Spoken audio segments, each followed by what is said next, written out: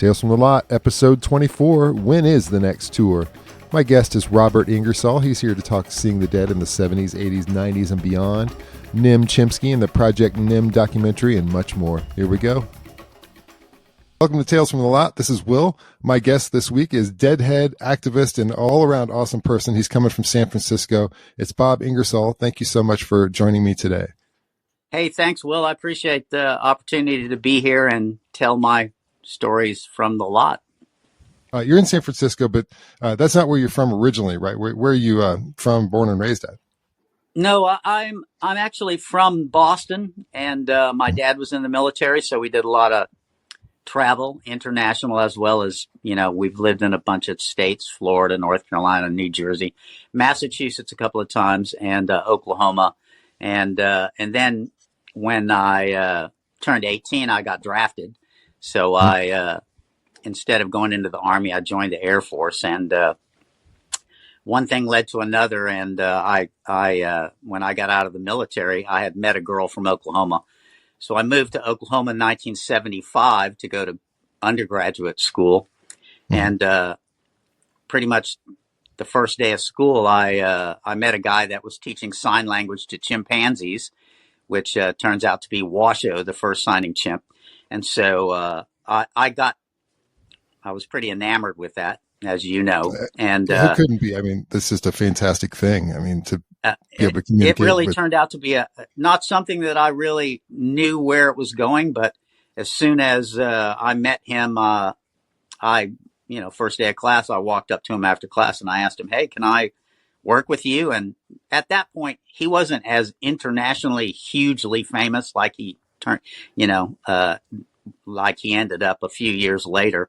So he allowed me to meet the chimps. And a couple of days later, I met a couple of chimpanzees named Allie and Vanessa. And I wanted to be an orthopedic surgeon then, like everybody goes to college. They want to be a doctor or a lawyer, right? And I was 22 years old at the time.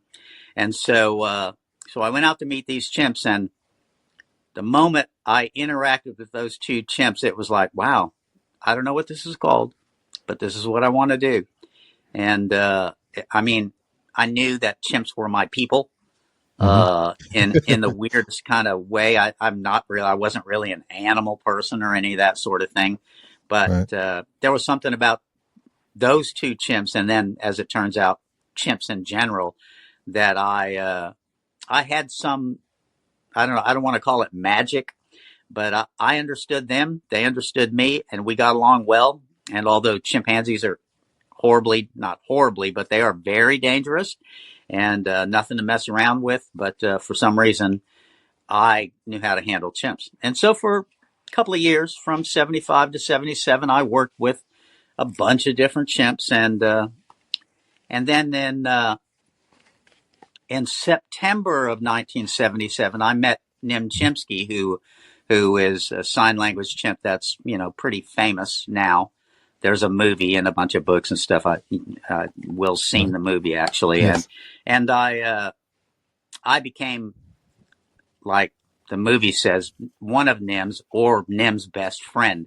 At the same time, in September of 1977, I knew about the Dead. I had Working Man's Dead and, American Beauty and all the albums, but I'd never seen a show, so, and I think every Deadhead out there that, when they went to their first show, it was like something in their brain clicked, just kind of like the Chimps did for me. And I went to my first show in October of 77 at the Lloyd Noble Center. I think it's one of the Dick's Picks, actually. It might be number 3, but it's the Lloyd Noble Center show in October of 1977. Actually, I have it written down here. It's the 11th of October, 77. And at that show, I was like most people that go to their first Dead shows, like, holy cow, this is way not the album. And it's a bit of a culture shock too. Yeah, indeed. And and it's 1977. I don't think the Dead were played any better in any year than 1977.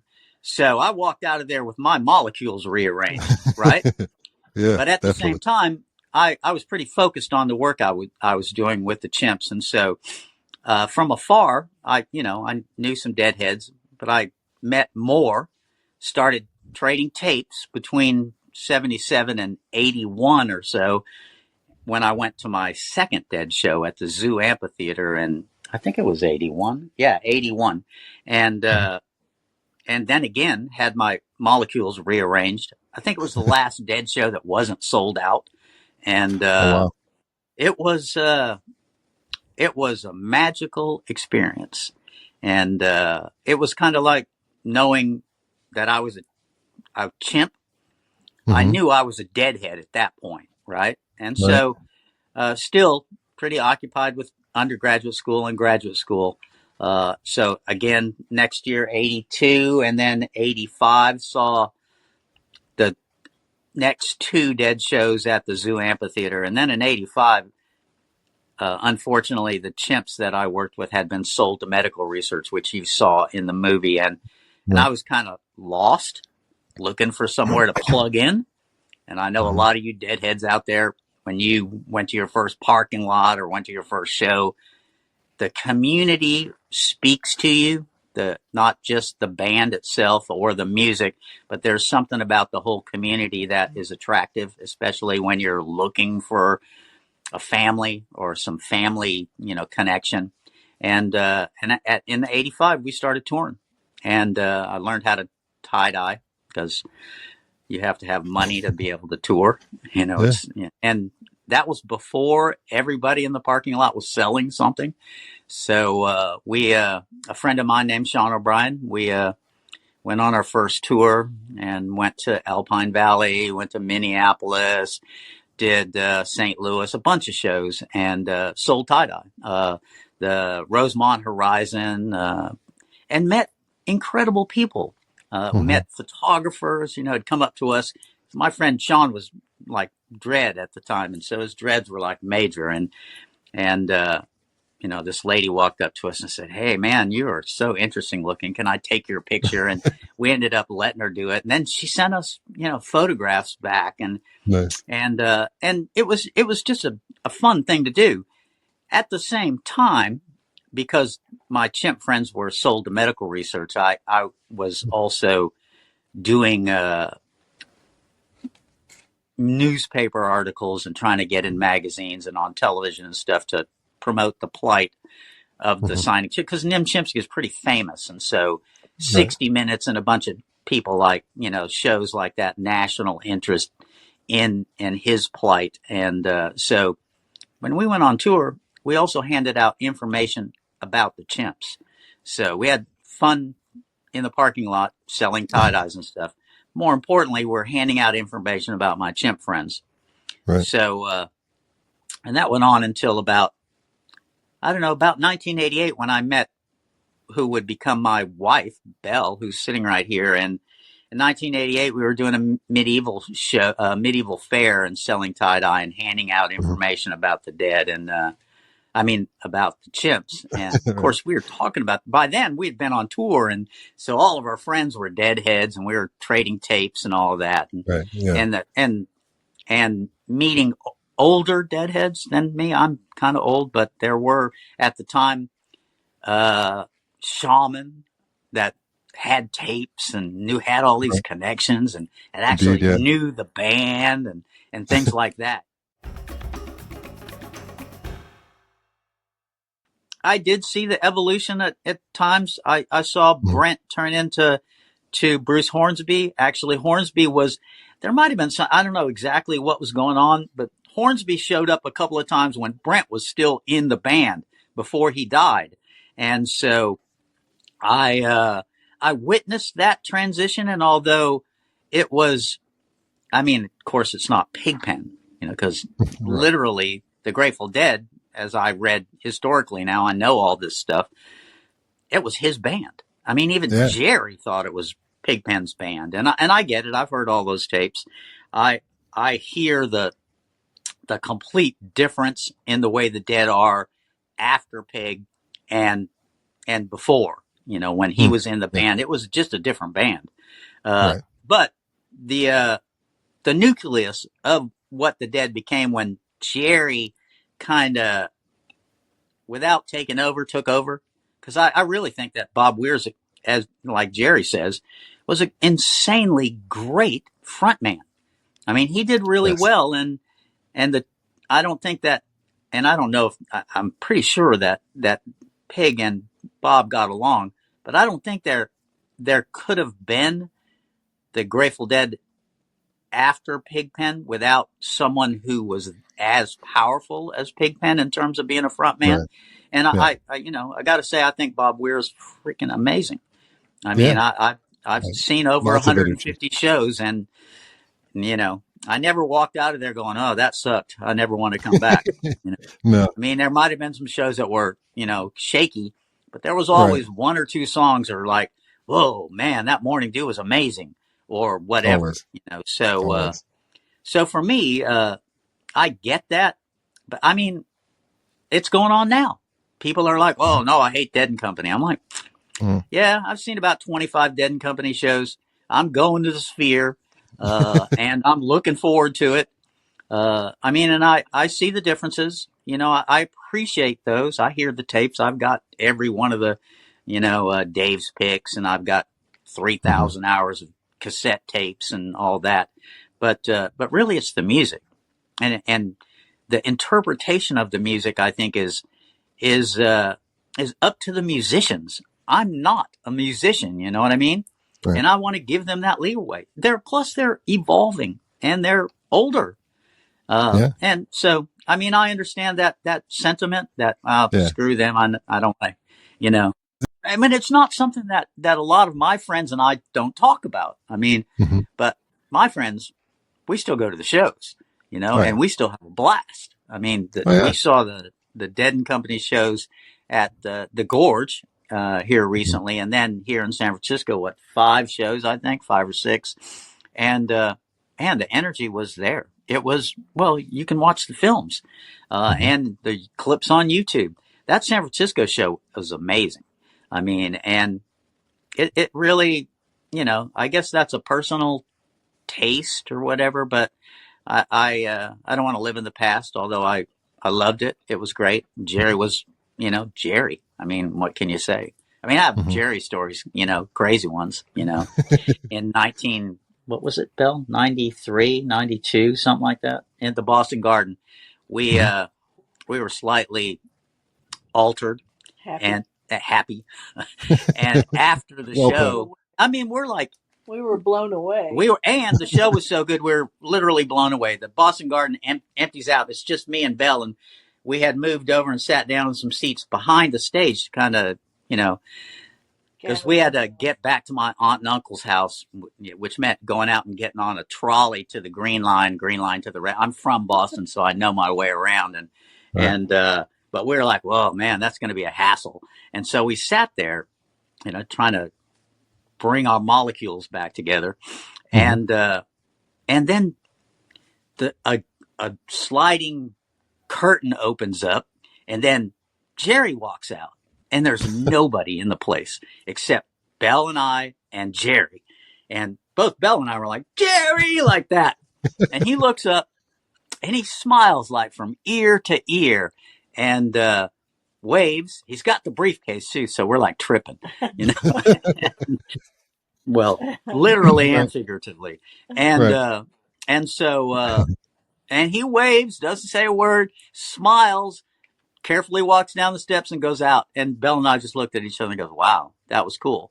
That kind of stuff. It's those kind of moments. And I know everybody that's on your show, at least, and more so than even some of the stories we have that are like that. They're like the moments that are part of your life that you reminisce back to, and it all kind of fits together. You know what I mean? So I do. A lot of people talk about it as like that their life is this line, and then they go to a Grateful Dead show and suddenly it's going this way. Like there's that point, and everybody can mark that point where their life changed. We all know when that happened, what song was playing, or whatever moment it was.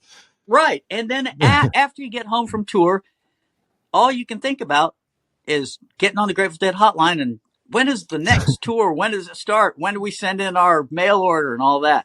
Mm-hmm. It was something to look forward to. You come back to the grind, you do what you got to do. And I hear this I'm into Billy Strings right now. And so and the Billy Strings scene is very reminiscent of the Grateful Dead scene in terms of the energy and the love of the scene and the music and all that from the fans, the young fans, and Yep.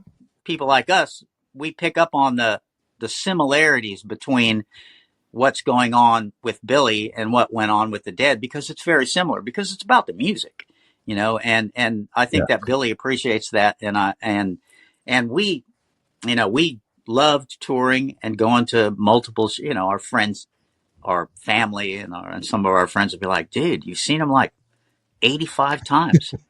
I mean, why do you do that?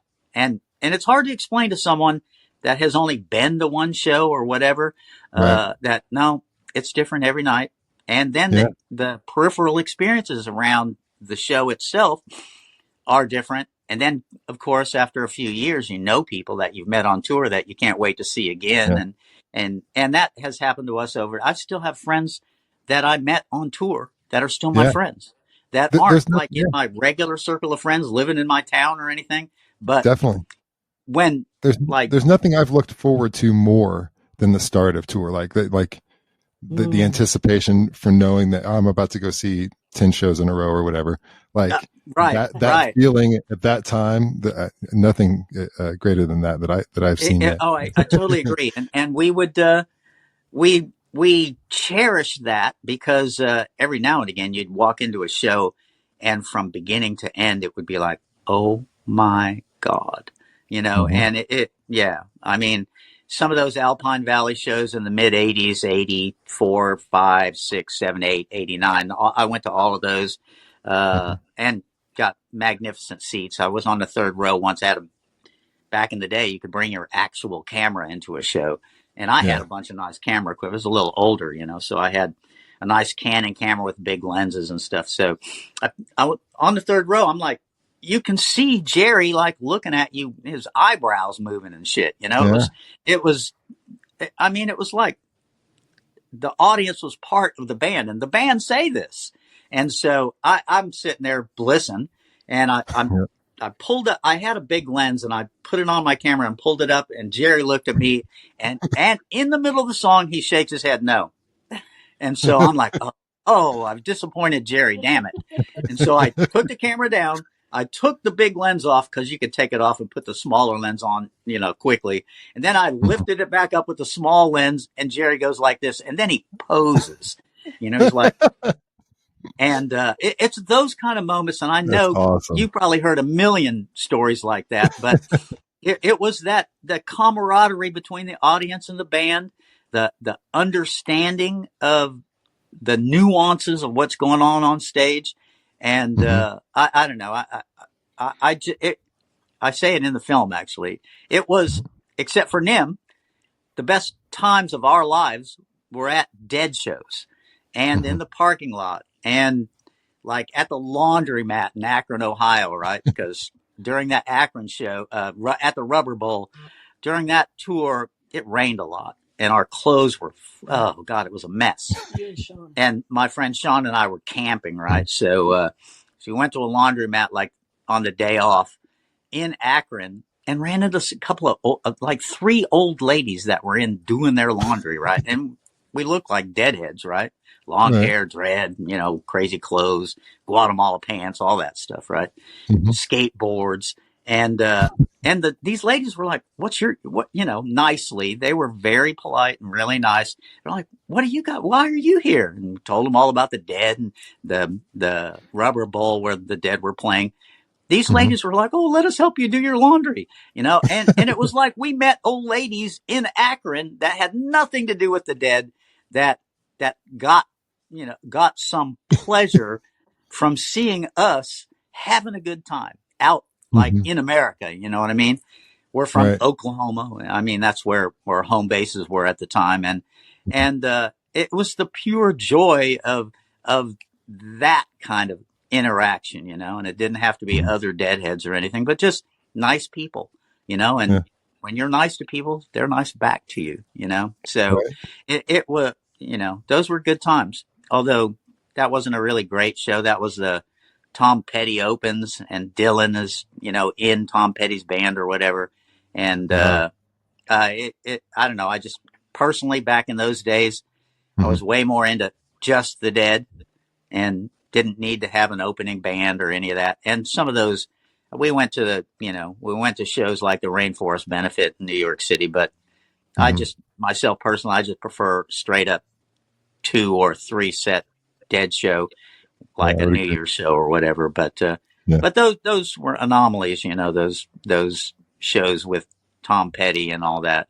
Yeah, Plus, I didn't see a lot of those, but I did see one where Sting was the opener, and oh that was yeah, his band was really good. I'm a Vinnie Colaiuta drummer fan, and did you see the one being in able to see, Vegas? no, That which one? Oh, that the tour? Sting show with the Dead. No, I saw him like Buckeye Lake and Soldier Field. Oh yeah, yeah. I didn't see the Soldier Field, but we went to Buckeye Lake a couple of times. We might have skipped the skim, you know, because we're in the parking lot selling tie dye, right? So sometimes Hmm. we wouldn't necessarily go in early or whatever. But Right. we did see them in Vegas a couple of times with who was that? Santana? No, Steve Winwood, I believe. Yeah, One of those. Traffic. Yeah. That was another one of those parking lot scenes after the show, Yes. and a lot of people are, you know, not exactly all together after a show. It's like, whoa, where are we? And I had a Volkswagen van, like a lot of my friends, and the pop top. You know, I was like, I fit the stereotypical Deadhead, you know, stickers on the back of the car. We got pulled over Right. several times by the police, and I not was so fun. paranoid then. I was so Yeah, paranoid. man, I can tell you, in South Carolina, we had an interesting interaction. We were going. Actually, I gave a talk at the International Primate Protection League, and then we were going to Atlanta. You know, because we planned it. We're like, oh, we'll go to IPPL and give the talk, and then we'll Mhm. drive to Atlanta and see the Dead shows. Well, in South Carolina, I drive in the van, and it's got like all kinds of stickers on the back, mostly Yeah. Dead, and cop car state trooper comes up and around us and, you know, surveys us. And then we come over a hill and there's 2 more, and then they come and, you know, of course they pull us over Right. and my taillight was out. That was their excuse. And it Uh, was out. It was, but I had a bulb. So I said, well, I've got an extra bulb. But they're like, by then they're like, no, we're going to search your car. And I had bunches of stuff, our clothes and stuff. Cause by that time we weren't selling tie dye. Bell and I were just more touring. And that business, the International Primate Protection League, talk about Nim and this and that, and mhm. uh, and they went through all the bags, threw all this stuff out, uh, you know, and pulled my pants down, looking in the waistband. And Belle's uh, a court reporter, so she's like, "You can't do this," and they're like, "Hey, we got the guns and the badges. We can do whatever we want." Fortunately, we had no drugs. They could find nothing to bust us for, and they ultimately let us go. We went to the first rest area, pulled over. I fixed the tail light. Then we went to yeah. the shows, which were fabulous, 3 days, but it was a little unnerving, you know, so those kind of Mhm. things. And I'm sure lots of people had even worse experiences than that, you know, so Yeah. that was minor, relatively speaking. But in Vegas, that in the parking lot, I went out to my van and wouldn't start. And I knew what was wrong. The coil was messing up. And so Uh, I couldn't really think. We had like 5 people with us, and I had some. We sold bumper stickers and a bunch of other things like that. So I had all mhm. the people in the van get in the driveway to the Silver Bowl. You know, people going Yeah. out, and so selling stickers at the same time, identifying the Volkswagen vans that were going out and going, "Hey man, you got a coil for a '88 van?" And lo and behold, I mean, I knew this would happen because I've been on tour for 8 or 9 years by then. I knew there were some resourceful deadheads out there that were Oh yeah. driving really old buses and stuff. And this one dude pulls over and goes, "Yeah, man, I got like 8 of them." You know, and so we went through that. And it was so cool because he stopped, pulled over, helped me install it. And it was a two Hmm. prong instead of a 3 prong coil. But the third prong was just the ground. And so we just plugged up the hot and the cold to the coil, and it worked. And so I'm like, hey man, how much? Because they're usually like $60-$80, right? He said, nah, Right. Catch me some other time. And it was that's the kind of thing that drew us to keep on coming back, because Right. we met so many great people in Minneapolis. We met a couple of people that we hadn't had a shower in like 4 days. And it was like 10 in the morning. And they're like, hey, you guys, we live right around the corner. You want to come to our house and take a shower? And we're like, really? We went That's to these awesome. people's houses and took a shower. We've stayed at Daryl and Rose. We met these people in Alpine actually, and Mhm. a couple of years later we ran into them, and we were in Washington D.C. and they invited us to stay at their house for the couple of shows, uh, and and they were like serious Deadheads like we were. It were those kind of events that really kept us going.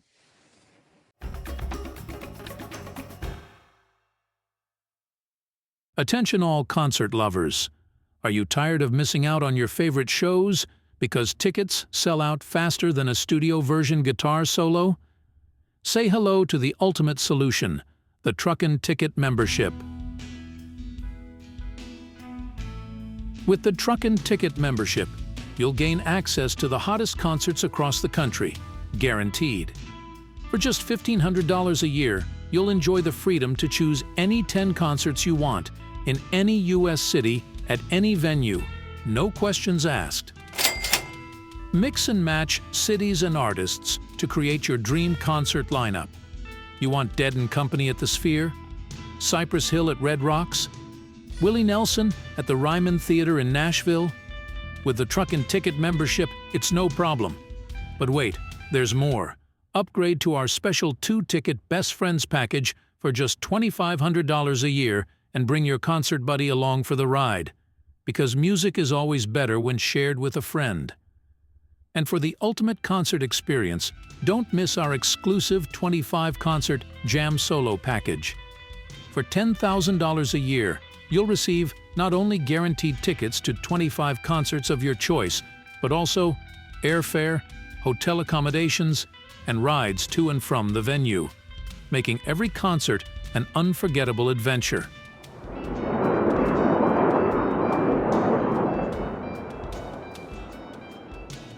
So why settle for faux mo when you can be in the front row at every show?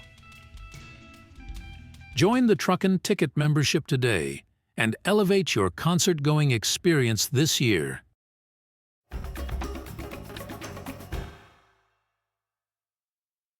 So we just had a fabulous time. I mean, I took my mom to a show at Bayfront Center in 1988 at the Bayfront Center in St. Petersburg. And the show I took her to, the last song was Morning Dew. And the spotlight came, and I believe this is on YouTube. You can watch the whole show. And Jerry did one of those tear-jerking Morning Dews with the spotlight just on him. And I turned and looked at my mom, tears rolling down her face, and she's wearing a tie-dye dress, and she'd helped me sell dye all day, went off and Nice. walked around in the parking lot, came back with Dead Bass 2, because I told her, yeah, they've got this book out there. It's called Dead Bass, and All it right. has all the songs, my mom was interested in what the hell I was doing, when I was 20, whatever years old. And so when I went and took a break while I came back with a Grateful Dead California shirt that had a frog on it. My mom collected frogs. My mom wore that shirt all the time. When I'd visit, people would come up and go, your mom wears that Grateful Dead shirt all the time. She's the hit around here, So That's awesome. yeah, it's that kind of thing that you can. I took cousins and friends, that had never experienced it. One of my cousins were at the show at the Boston Garden, and she's like, first of all, they hadn't even turned the lights out, and people are like reefing up, and Right. the whole place was smoke filled. And she's like, the governor's here. What is going on? There's the governor of Massachusetts. Tom's a Deadhead, and so Oh, the okay. Kennedys are all Deadheads. Yep. And so, Yep. I'm like, yeah, it's kind of a different world. My cousin's name is Marty, and, we had fabulous seats, and she has those ticket stubs framed in her house on a Boston Garden poster, and next Oh, to that's where it great. says, all the things that go on at the garden, they have the Grateful Dead on that poster, and so she Mm-hmm. has her tickets attached right to the Grateful Dead. It's those kind of things, but mostly Yeah. for us anyway was the music, Yeah. and the love of the music that could make you smile and have dance like you just can't not dance, and Mm-hmm. or have emotional reactions so deep that at the first note of a song, it just brings tears to your eyes, like Yeah. Morning Dew, for example. Right. It Stella Blue for me. I could not describe it any more accurately than a cultural phenomenon that I'm glad that we participated in, because Right.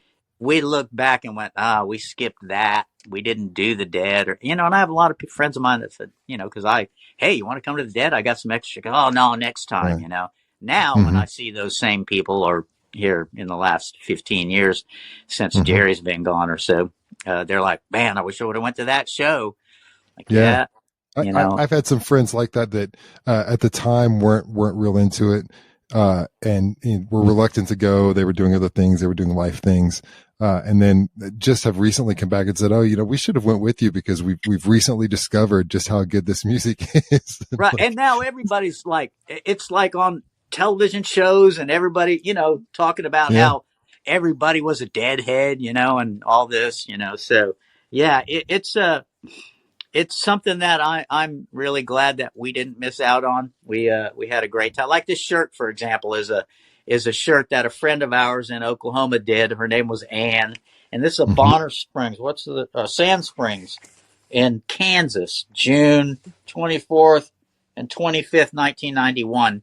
Mm-hmm. I've seen Mickey with this shirt on playing at another show. So, and I believe sent, obviously a bootleg shirt, but pretty Mm-hmm. damn good bootleg. And That's a great shirt. it glows in the dark. So it Oh, was that's awesome. that culture That's that, great. and artists and other musicians that appreciated all of the Dead, Mm-hmm. because you go to a show, you're going to hear other people playing in the parking lot before and after. And if That's it's what I like miss so Alpine, much. what's that? That's what I miss so much is the drum circles mainly, like that. I mean, just being able to walk through and hear different ones coming in, like at the beginning of that Infrared Roses album, for instance, where it's like somebody walking through the lot and you hear like trucking coming out of somebody's van and the drum circle starts happening. And then the guy that walks by your ear and says, doses, like all of that stuff. Yeah, Especially indeed. just It a was, moment in time and a place. the parking lot scenes now are kind of so huge, Mm-hmm. and not quite as well. I don't know. I guess when we were going to shows that, until the end, when it got a little nutty, and there was, like in Orlando, there were so many people showed up to the show that they were trying to get tear gas, and Yeah. and so there's good and bad to that. Too many people into the, and you were around at the end. Yeah. You I was at started Deer going Creek to when shows. So they broke down the wall and saw the, what can yeah, we happen were when too at many those people. shows. Yeah. We actually, our last shows weren't they those shows? The ones that were in, right before they went north. yeah, right before that, the last shows before Yes. Chicago. That was And the last ones. friends of ours had extra tickets to Chicago, and we could have gone, but there was some foreboding or something in the air, and we weren't feeling it, and Jerry looked terrible. And so we declined. I mean, and now sometimes we're like, oh, we should have went to those shows. And now I'm like, nah, I don't think so. It was just so hard, that tour. That tour was very difficult. Amongst our Deadhead friends, it was almost as if and I can remember conversations like, "Is he going to die right on stage?" You Yeah. know, that kind of thing. So it was difficult to see and watch because we loved that guy, you Yeah. know. And I think a lot of us wished No we doubt. could have said something or done something. But as Steve Parrish and all the close dead people say, there was nothing we could do. I mean, we tried, you know, but Yeah. you couldn't. Plus, I don't know. I've had my times with drugs. You know, Mhm. it can grab you, and if you're Yeah. not, able to step back and take a deep breath and go, I don't want to die here. It can be difficult. It's just imagine if Jerry was still alive today. Yeah. I was I just mean, thinking about that. Yeah. well, yeah, but I mean, it is what it is, and the history of it all is what it is now, and I'm just glad we participated and had so much damn fun because that was, Jerry said it. I'm out here to have a good time, Hmm. and fun is the name of the game, and he certainly did give us an opportunity to have a lot of fun, and I'm Yes, no most doubt. grateful to him, the band, Hmm. all the ticket people, that we sent our envelopes to get our tickets, Yeah.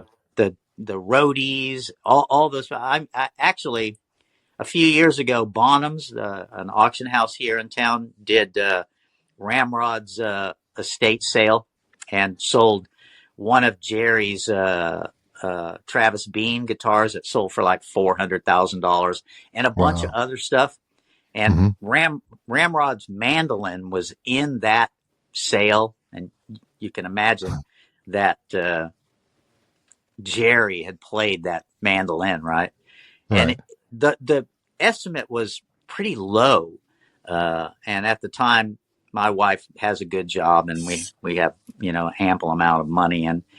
and so we're sitting there, and she goes, "Go ahead, bid." So I'm bidding on Ramrod's mandolin. Just bidding is cool, because Yeah. we're in a room full of people that are bidding for $200,000 items and stuff, Wow. and I got to like $850, and the guy goes, hits the hammer, and I win. I'm like, whoa, holy cow! Wow. So we have Ramrod's mandolin, and and Wow. of course hundreds of posters, and Hmm. as you probably know, I owned a Grateful Dead store during that time Yeah. that Two Guys Tight Eyes turned into a store called Jungle Gems, and we sold Grateful Dead merchandise stuff, and Was it officially licensed? oh yeah, we Yeah. dealt with the band, Nice. so we got all the band related stuff, posters and this and that, shirts and all that Liquid Blue stuff. By that Yep. time, Liquid Blue, by the early 90's, they had pretty much, we met those Liquid Blue guys in like 85 or 86 at the Rosemont Horizon when they were first starting, and I traded something to them for there's a Rainforest Action Network Panther tie-dye that they had, one of their first Mhm. shirts. I still have it actually, and that evolved because their stuff is quality. It Yeah, and evolved into, iconic. Yeah. yeah, really. And so we sold all that stuff. We didn't sell drug imagery, no pot leaves or any of that stuff, no pipes, and it was like a dead show, a dead store with Guatemala stuff and African stuff, but none of that because behind the scenes, as you've seen the film, so you know what we were all Right. about. Right. We also sponsored the David Gann's Grateful Dead Hour for 3 or 4 years, so Uh, we kind of indoctrinated Oklahomans into the Grateful Dead. I still have friends that come up to me in Oklahoma and go, "Oh my God, I miss Jungle Jim's and your the Dead Hour and all that." And I'm like, "Well, I don't really miss retail, but some of those things I miss." yeah. And then they're like, "Whoa, dude, we've got tapes. We've got your commercial." And I'm like, "Yeah, so do I," because I was a taper at the time. So, Yeah. but we incorporated our fun life, the Grateful Dead touring and the music and all of that into the activism. And Mhm. I mean, I liked Grateful Dead stuff, the shirts and all of that. Yeah. And No what doubt. better way to get somebody to come in and listen to what you've got to say about saving chimps and the chimpanzees that I worked with at the university. And, we played the Grateful Dead in there, and we always had great bootlegs and stuff. So people come in just to chit chat, just to come in and talk, and Right. you mentioned infrared roses. We got that when it came out and played it in the store. That is some trippy stuff. Yeah. So we actually sold some music in there as well. So and we saw Widespread Panic and Dark Star Orchestra and several other bands things, and had my employees talk about our activism, because during that period of time was when I was actually at the Black Beauty Ranch, which you saw in the Right. film, and Right. some of that stuff, the stuff that was at the Black Beauty Ranch. My wife Belle here, she shot most of that, like the scene where Nim is Very pushing cool. that barrel around. That was Belle Yeah. on camera, and I mean, we rolled in there not knowing what was going to happen, and I handed her my stereo video camera, Sony video camera that they'd gotten nice by 91 or 92, Mm-hmm. and I showed her how to work it real quick. And as we were driving down the driveway, that van that you see the little The Jerry the sticker. wheel sticker and Yeah. Jerry, face of Jerry, Yeah. that was my van. I mean, the movie is I assumed out of sync a little bit, but Yeah. I handed it to her and said, "Hey, film until they tell you to stop, and then when they tell you to stop, keep filming." When Yeah. they walk away. And fortunately, they just let us film. And you see where I met Nim for the first time, and he runs back and forth. And then we're both like, "Whoa, is that you?" And then it was like an old friends. So, So the name of the so film, it's Project Nim. yeah, that's it. I gave it a viewing, and it's amazing. It's a little bit sad. It's a little bit funny. It's definitely enlightening. And yeah, I can't say enough. I recommend it to anybody, to definitely view this, and the work that you do in it. You definitely see the relationship between you. There's a few people that have a relationship with Nim, before you come along. And then when you come along, you can see the difference, and it's like Han and Chewie or something. I don't know, but the way it really came across a difference. And documentaries are made however they're made, and the viewpoint is whoever's making the documentary, obviously. But you could definitely see that there was a connection between you two specifically. Well, I appreciate that. I do think that we'd been approached a lot by other people to do, films and documentaries about my relationship with Nim, but we resisted that for a long time. And then a woman named Elizabeth Hess came along and wrote a book called Project Nim, and I participated in that. Well, first of all, I like Elizabeth, and I knew that she was going to do a good job, and I knew she was going to write the book anyway, and so I wanted to participate. And then shortly after the book came out, and I believe 2008, I believe, is when the book came out. And very shortly after that, two Academy Award winning producer named Simon Chin from the UK, who did Man on Wire and Searching for Sugarman, amongst other things.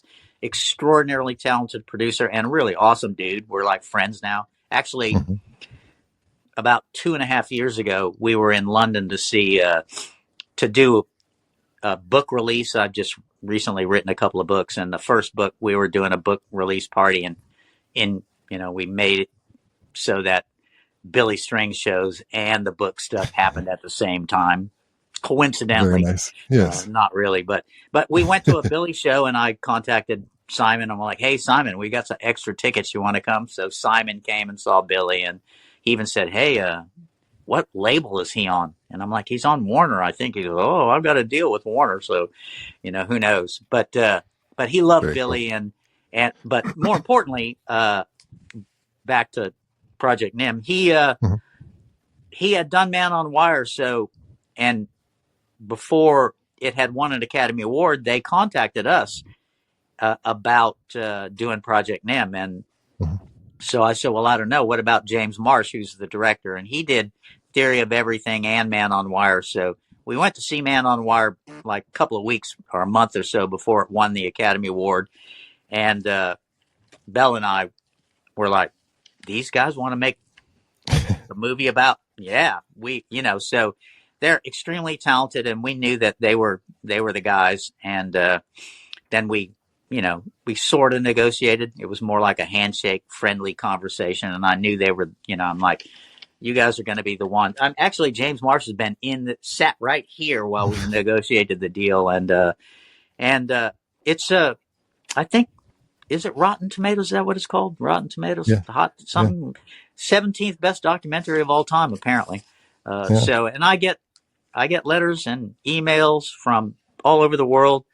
Once got emails from Iran, from young female students at the University of Tehran, that said to me, well, you're our hero. And I'm like, oh, please, stop.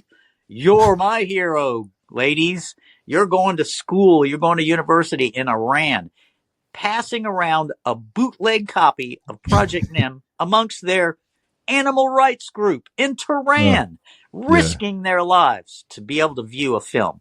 So it's that sort of thing that gives you that kind, because I do mention the dead in the film, and I do some lyrics kind of just came out of my brain at the right moment.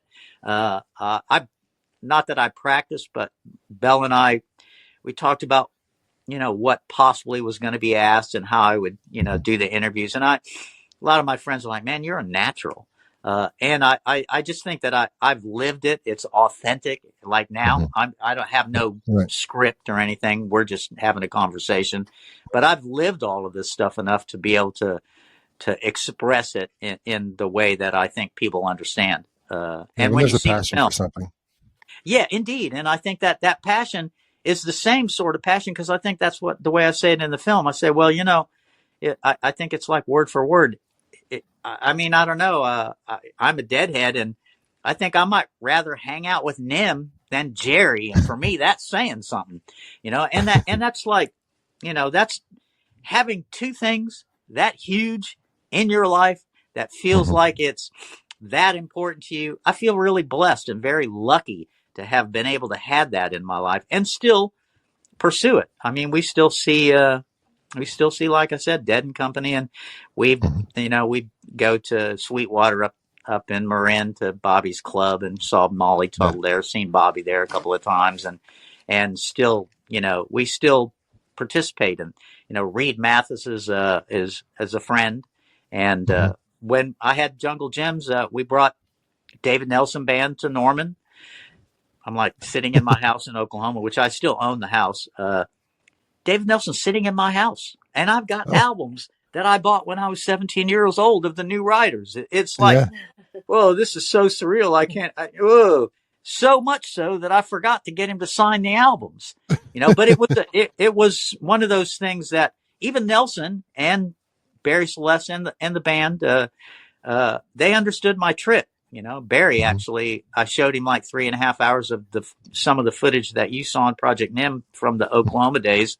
I showed all that to him. So it's something that you can see the passion when in what's more like love, actually, to be honest with you.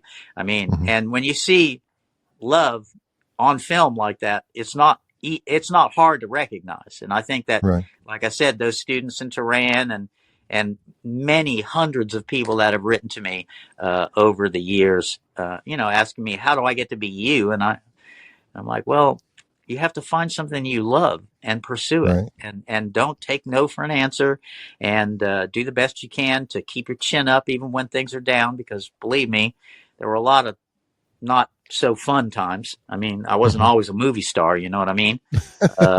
So, I had to do some things that were not pleasant. I mean, I handed out flyers on our campus one time and got thrown down by the cops and my flyers taken away and that sort of thing. But that doesn't happen now. Now they invite me to give talks and show the film at the art museum and this and that. But it's that persistence, because I think you're willing to do a little bit more than you would normally when you know you're doing the right thing and pursuing positive and goals that are pure. And that's the other thing about the Grateful Dead. That's pure. And I think at the root, of course, there are all kinds of terrible stories about getting busted and this and that. But at the root of it all is love and understanding and music and getting along and all the things that you can't really put your finger on, but you can feel it. You feel it at the show. When free hugs, for example, I mean, what better way to express, that sentiment than when you see a sign. I remember the first time I saw one of those signs, free hugs. I'm like, whoa, dude, that is perfect. So it's that community that I respond to, and I hope that other people will, even if you don't necessarily think that Dead and Company's as good as the Dead or the Jerry Band or whatever, that there's at the root of all that is the Grateful Dead. And I hope I have as good a time at the Sphere as I've ever had at any show. I had at the Giants, the baseball field this year for Dead and Company, the final tour or whatever, and up in at the Gorge. It feels the same. It's different, but it's the same. Same family. I can't. New cousins, but same family. Yeah, indeed. And you know what? You see all these young kids that say things like, "Whoa, what was it like to see Jerry?" And it's was better. Yeah, it was better. How could you say it was better without just saying it was better? Well, the reality is that, thank goodness, those kids can get on YouTube and watch full shows and understand what was the root of what is happening now. And although you weren't there, you can still, indeed, it ripples out. Exactly. And you can still experience it. I mean, you buy a 100-inch screen TV like we got going on here and throw in the Grateful Dead movie. I mean, it's a wonderful time to be a Deadhead, to be perfectly honest with you. David Lemieux is absolutely phenomenal. I have all of those discs. It's a thriving community, and it's evolved. I mean, unfortunately, we've lost a few along the way, and that's just the way families are. That happens. It's an encapsulation of life itself. And I love seeing Bobby still carrying on and doing as many shows as he does. He could have retired years ago. I mean, he does a lot of shows. He really does. I mean, and he inspired, like I said, I'm into Billy Strings. I see the inspiration that Billy gets from Bobby and the ultra respect that Billy pays. Bobby went to Billy's wedding a couple of months ago and played at the wedding, and Billy talks about that in an interview, like with ultra reverence, so, and for the kid, Billy is a kid, 30 something years old, to be able to play with his heroes, it's a cool thing. And I feel lucky to have lived during this period of time where Jerry and Bob Dylan and all the bands, Frank Zappa, and all the bands that I got to see, Muddy Waters, all that stuff, the background for all of this. I mean, Belle and I have been lucky. We go to as many shows as we can, and we mix it up. I mean, we went to see Madonna here a couple of years ago. We went to the Taylor Swift shows in Los Angeles. We didn't pay a lot of money, but because we got in the lottery. But I tell you, those kids that go to that show, they might not be Deadheads, but they've got that same kind of passion for Taylor and Taylor's music and Taylor's message that we kind of have. And so even though I couldn't name one Taylor song, I'm glad I went. And it's a different cultural experience, but it is indeed something that those young kids can reach out to and find a space, that they can identify with. Well, it's different, but you know what? It's not a competition. Music's not a competition. It's about what you like. I mean, I'm telling you, I saw literally hundreds and hundreds of people singing. I looked around and it was everybody was singing along. They knew every word. You gotta respect that. And and you see that they're turned to their moms crying, so it's like I said, I think that music isn't a competition, and it's about. Mhm. I mean, and Taylor can play. She can write songs. Yes. It might not be what necessarily our cup of tea, Hmm. but she definitely has got something going on. But Yeah. like I said, I got the lucky. I got to see see bands that Clapton with Freddie King and all that Mhm. in the Okay. 70's. You mentioned Zappa. Like, what? I'm a massive Zappa fan. Like, what era of Zappa were you seeing Zappa? Oh, I saw Zappa in the 70's and into the and towards the end. But God, when was that Zappa show? It was probably around 78 or so. It's like Terry He was Bozzio at and the that. height of his powers. I Yeah. mean, his band was like that giant band. I saw him like 3 different times. Yeah. I got lucky in when I was 14.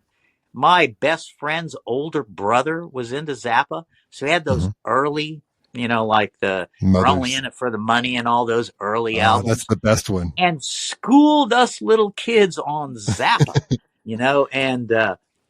And when you listen to that stuff, you appreciate the genius of because every single thing that goes on a Zappa record is written down on a piece of paper, and Yeah. and it's like whoa, he was super phenomenal. I mean, we saw Little Feat on New Year's Eve in 1979 with Lowell Uh, George and yeah. Bonnie Raitt. I mean, Ah. I've hung out with Wow. R.L. Burnside and the North Mississippi All Stars and all that during that time that I had the Grateful Dead Hmm. store because that kind of opened the doors for me to be able to have a Sure. have a connection to promoters and this and that. And so I just feel very lucky because music is at the key to all that. We have Hmm. friends that are musicians that have helped us out along the way. The uh, Brian Haas, who is Jacob Fred Jazz Odyssey, he has done a number of promotions for us, and several local Oklahoma musicians have Mike Hosty and other folks that play in the Oklahoma City area that have helped us out along the way with the chimp stuff and artists. So and at the same time, you can turn them onto the Dead. I got to say that I bet the first time that he was really immersed in the Grateful Dead, Hmm. Reed Mathis, who now plays with almost all the people in the Bay Area that are related with the Dead. He Hmm. actually plays a lot of Dead, and we went to a show recently where most of the songs were Dead stuff.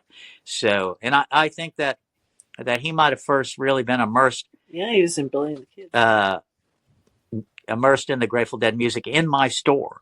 So, and he was the bass player in Jacob Fred Jazz Odyssey during that period of time. Hmm. Phenomenal. If you're not familiar with Reed Mathis, yeah, become I familiar.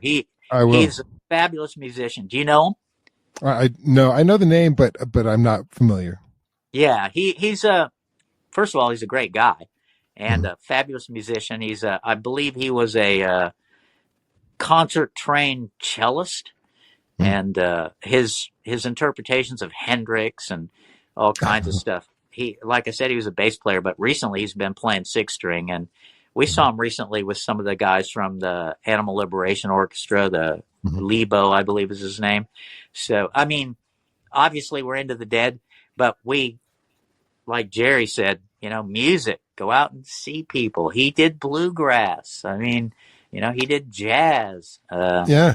Well, Uh, he would play with the new writers. He'd play a set, and then he'd and then play like 3 sets with the Dead, and right? then Oh yeah, probably yeah. then go home and I practice banjo or something after that. no, indeed, and fortunately, I got to actually speak to David Nelson about all those days. How was it to, I said something like, "What was it like to play with Jerry and this and that?" And he says, "Dude, I had to go on after Miles Davis." I'm like, whoa, I never even thought about it like that. He said, yeah, I was the most nervous person on the planet. It was like Miles Davis opens for the New Riders. I'm like, holy cow, so, and Bill Graham has a lot to do with all of that. I mean, Yeah. he paired together lots of different bands that wouldn't normally go together. Mhm. Speaking of Bill Graham, in 1988, we were at the New Year's shows, my friend Sean and I, and we had the flu or something, and we had the back door of my van open at Pop Top. And back then, the little scooters weren't something that everybody had. And all of a sudden, this scooter pulls up behind our van and sticks his head in and goes, "Hey, you guys, what's going on?" And we look up, and it's Bill Graham. And we're like, we're sitting there drinking tea or whatever, and we're like tripping. We're like, "Bill, how you?" It's like he shakes our hand. He's super nice and asks us if we need anything. I'm like, this is the promoter of this is Bill Graham, for God's sakes. Being that cordial and that polite and nice. And we offered him a cup of tea. He's like, no, it's all good. It was that kind of a scene that, I've heard a lot of stories about Bill Graham, this and that, but my experience with Bill Graham was super awesome.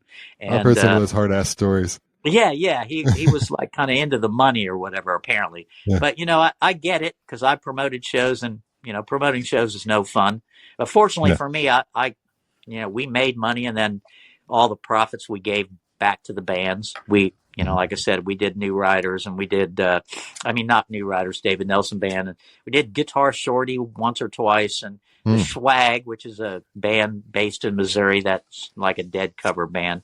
So we tried to expose as many people as we could to what we were doing, and worked that chimp activism into the whole scene, because it just made sense to me that, well, if I'm into these two things that much, I can blend them together in a way that seems, and it was authentic, because I'm really this guy, But when you see the film, when I see the film, and I've seen it hundreds of times now, because it's played around, and I've done lots of film festivals and screenings and this and that. We went to Edinburgh and the Toronto Film Festival, Boston, all kinds of places, Bella and I, and we sit there and go, whoa, it's such a trip to see yourself on a big screen, So, but it helped, and it helped our chimp friends. Things are not perfect, but they're better.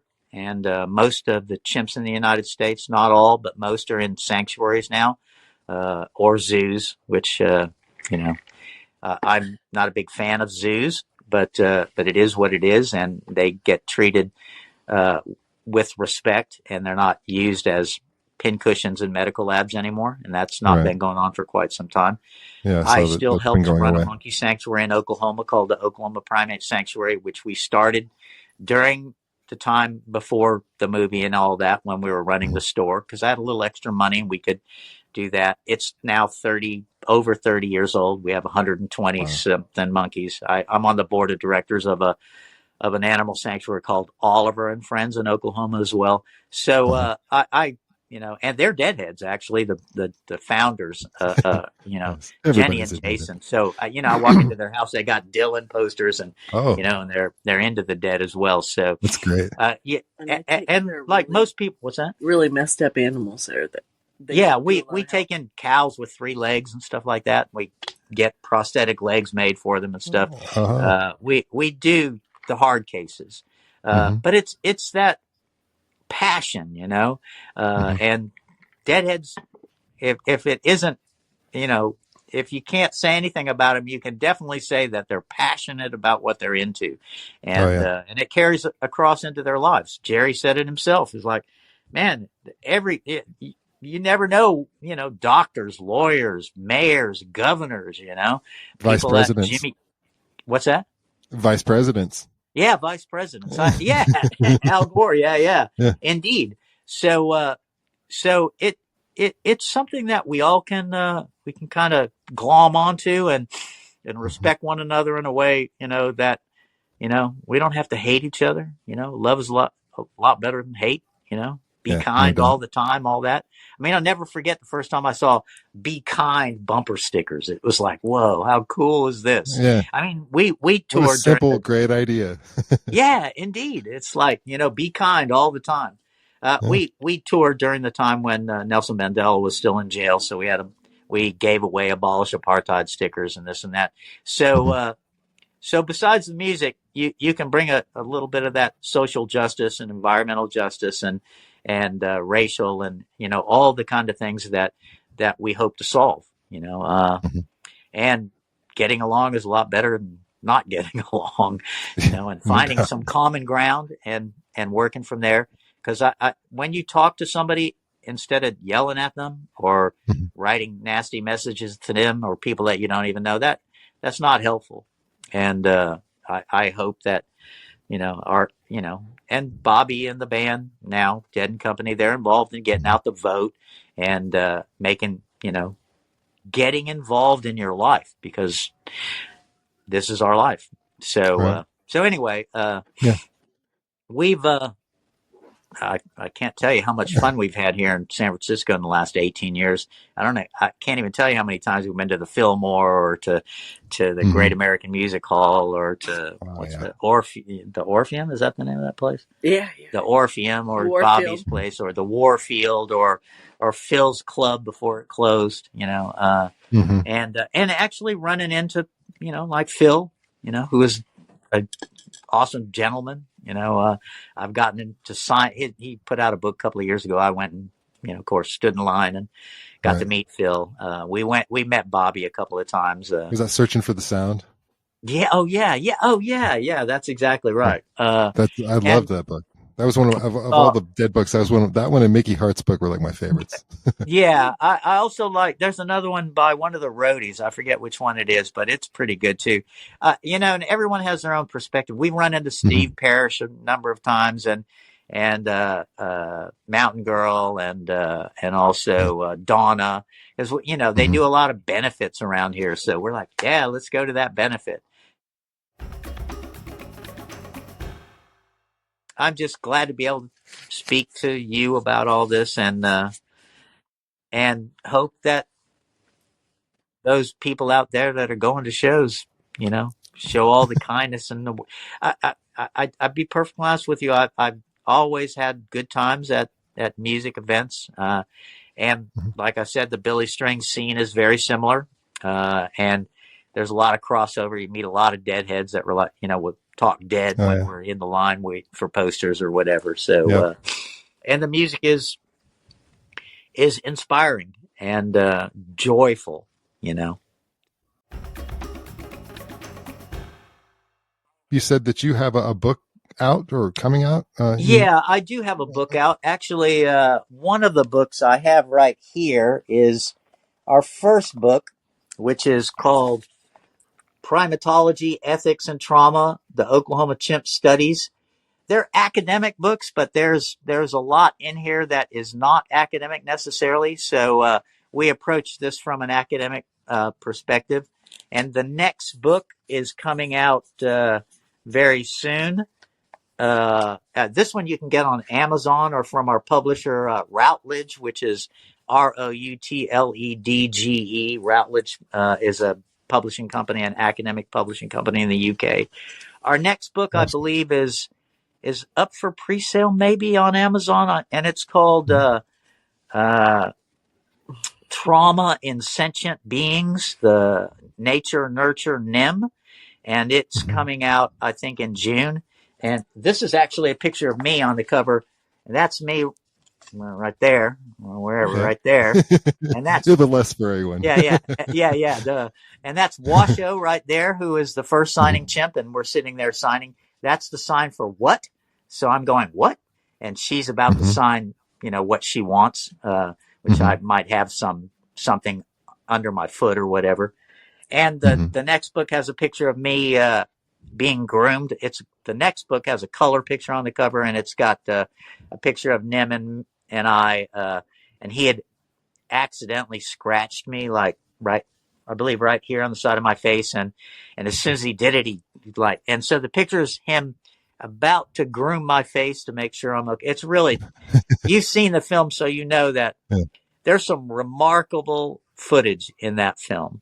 And even if you're not into any of this stuff, if you just see the 10 or 15 minutes of footage in the film that's Nim and I interacting, you'll have a different opinion about the relationship that you can have with another animal, and maybe even change your mind about, how animals, interact with the world.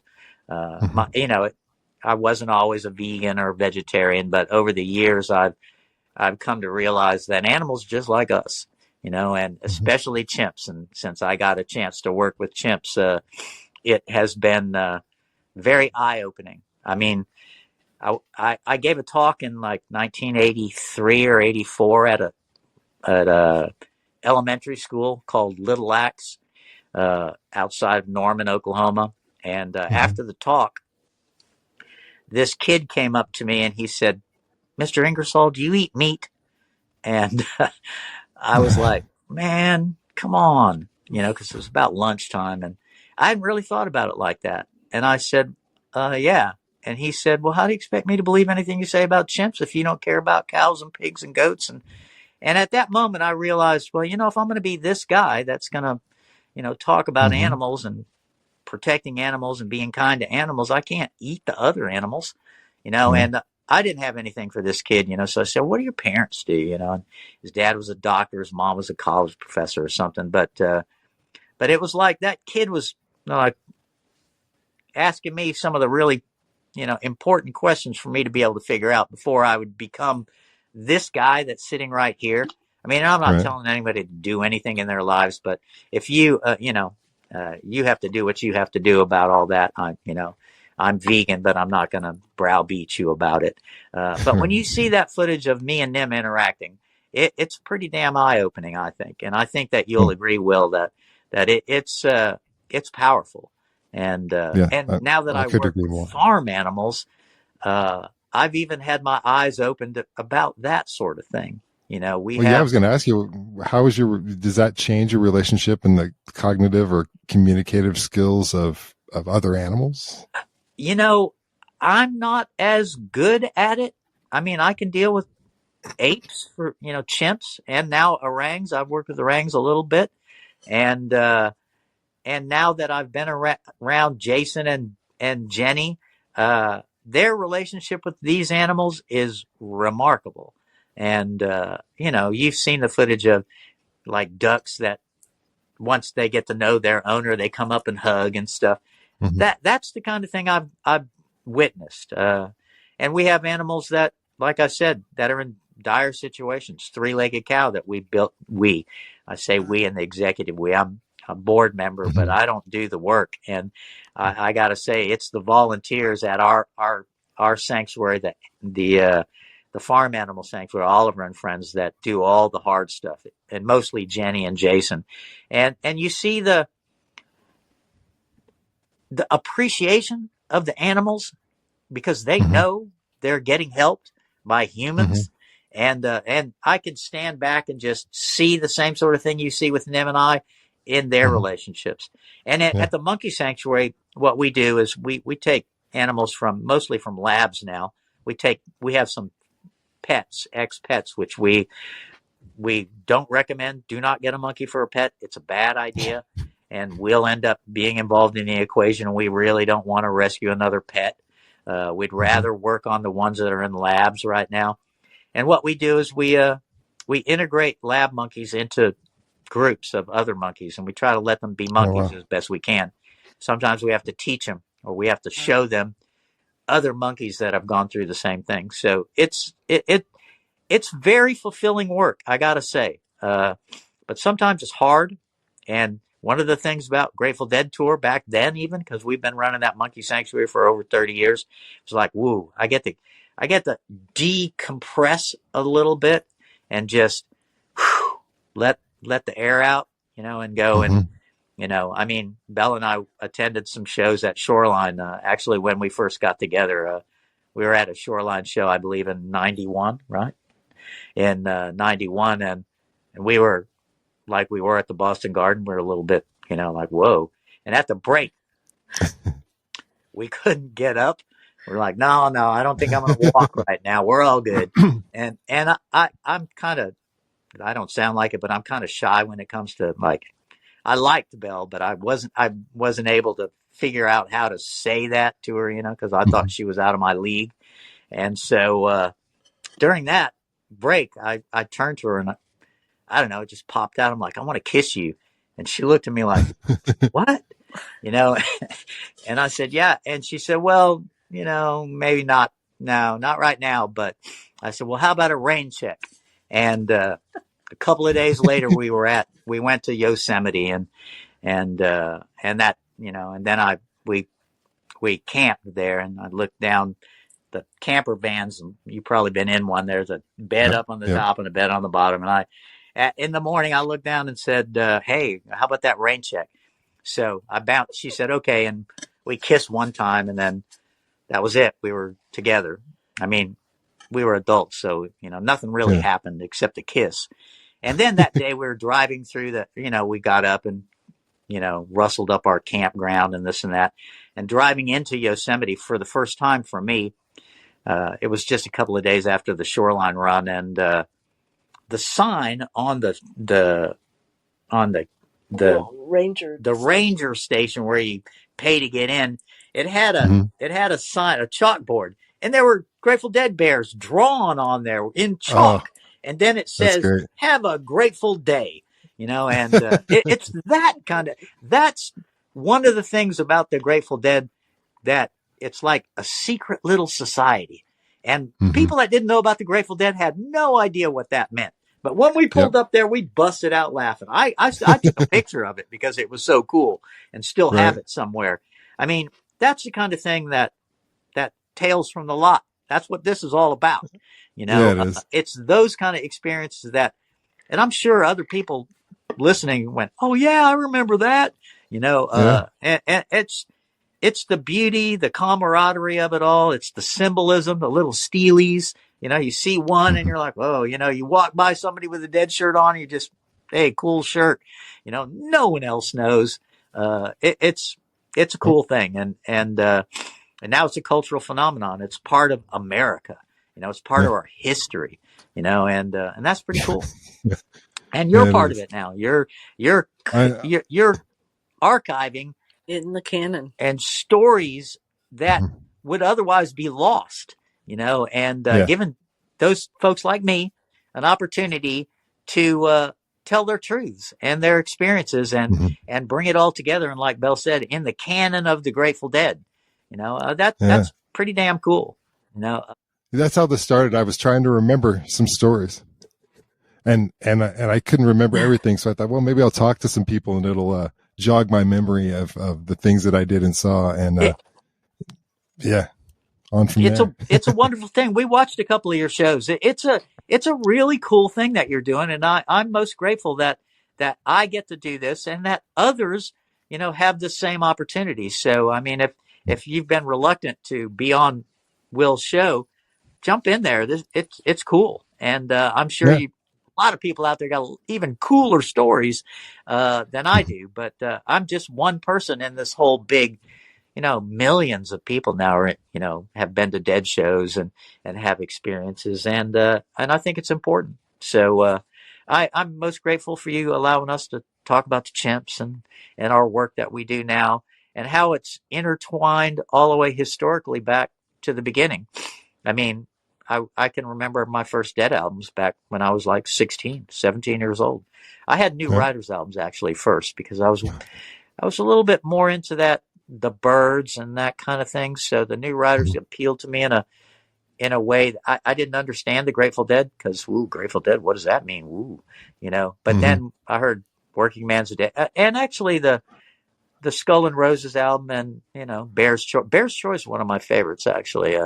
That's a great one. So and I have all the albums and all the, like I said, paraphernalia. I got hats and shirts and posters and all the stuff, all of that stuff, but it's a good thing, and I'm actually proud to say that I'm a Deadhead, and I don't think regret a minute of it. Like Belle said, we don't regret a minute of it. And it's a real honor to be on your show, because I think you're doing a service for a lot of folks that have a lot to say that don't otherwise have a place to do it. So I appreciate that. Thank you.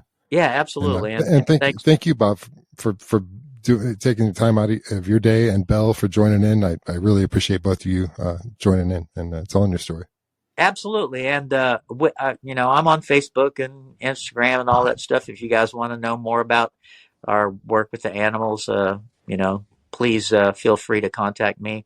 I've even had like Scott Guberman, who plays with Phil. He wrote to me once and said, "Oh my God, I saw your movie. Holy cow!"